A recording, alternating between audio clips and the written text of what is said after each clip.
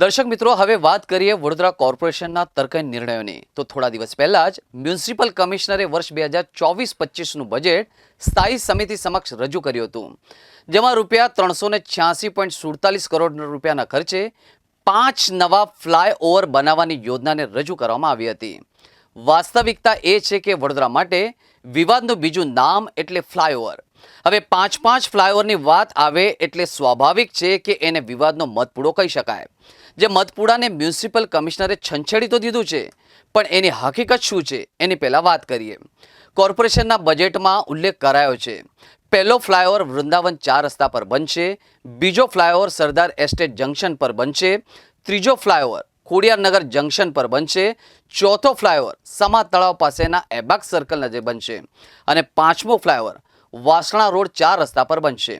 ખેર, આ તો થઈ બજેટમાં રજૂ કરેલી 5 ફ્લાયઓવરની વાત, પણ સવાલ એવો થાય છે કે શું ખરેખર વડોદરા શહેરમાં નવા 5 ફ્લાયઓવરની જરૂર છે ખરી?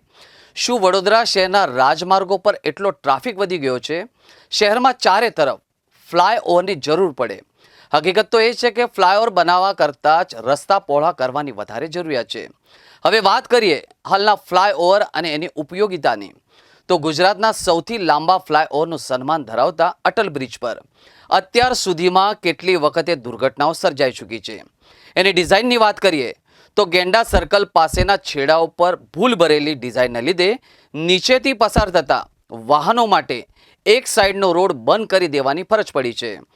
ફતેગંજ ફ્લાયઓવર પર એવો જોખમી વળાંક છે, કેટલાય દ્વિચક્રી વાહનોના અકસ્માતો પણ સર્જાય છે અને વાહન ચાલકો ફ્લાયઓવર પરથી નીચે પટકાઈને મોતને પણ ભેટાય છે. તમને જાણીને આઘાત લાગશે કે અટલ બ્રિજ અને ફતેગંજ બ્રિજના લીધે શહેરના સૌથી ભરચક ગણાતા ફતેગંજ ગેંડા સર્કલ રેસકોર્સ અને ઉલપાદા રોડ પર વ્યાપાર ધંધાને પારાવાર નુકસાન પહોંચ્યું છે. જે શહેરમાં નવા ફ્લાયઓવર બનાવવામાં આવે તો એ વિસ્તારોના પ્રાઇમ લોકેશનને, ધંધા રોજગારને માઠી અસર પહોંચી શકે છે. સૌથી અગત્યની વાત તો એ છે કે જેમ જેમ વડોદરા શહેરમાં વસ્તી વધી રહી છે, તેમ તેમ એનું ક્ષેત્રફળ પણ વિકસી રહ્યું છે. સ્થિતિ એવી છે કે શહેરના વિસ્તરણ સાથે દરેક વિસ્તારોમાં જીવન જરૂરિયાતની તમામ ચીજ વસ્તુઓ મળી થઈ છે. એટલે એક જ વિસ્તારમાં ટ્રાફિકનું ભારણ વધી જાય એવું શક્ય નથી. આવા સંજોગોમાં પ્રજાના પરસેવાના 387 કરોડ રૂપિયાનું આંધણ કર્યા વિના જ્યાં લાગતું હોય અહીં ટ્રાફિક વધારે છે ત્યાં ટ્રાફિક નિયમન વ્યવસ્થિત થાય તે માટેના ઉપયોગ કરવા જોઈએ એવું અમારું માનવું છે. ખેર, અમે તો માત્ર સજેશન આપી શકીએ છીએ, બાકી કામો તો કોર્પોરેશનને જ કરવાના છે. પણ ખાલી દેખાડવા માટેના વિકાસ કરતા વાસ્તવિક અને અર્થપૂર્ણ ડેવલપમેન્ટથી શહેર हकीकत स्मार्ट सिटी बनी सकते. देखिए, अभी जो फिलहाल जो अटल ब्रिज ये बनी है, इसमें अभी जो जिस कारण के लिए इसको जो बनाया गया था कि आदमी का जो है कि ट्रेवलिंग करने में ज़्यादा ट्रैफिक न मिले, लेकिन इस ब्रिज के बनने के बाद भी वही हाल हो रहा है जो पहले होता था. इससे कोई मतलब अभी ज़्यादा फ़ायदा नहीं है. आवाजाही इसी तरह जाम रह रहा है, आने जाने में लोग को दिक्कतें हो रही है, काफ़ी दिक्कतें हो रही हैं. अभी कुछ निजात नहीं है. ये है सर इसमें कि अभी जो ये ब्रिज इतना लागत से बना हुआ है, उसके बाद भी कुछ निजात नहीं मिला है ट्रैफिक से. और अभी जो आप बता रहे हैं कि 6 और ब्रिज आने वाले हैं, बड़ौदा का मिलने वाले हैं. अब देखिए, उसके बनने के बाद ये नहीं लग रहा है कुछ और इसमें ट्रैफिक में कुछ सुधार होगा.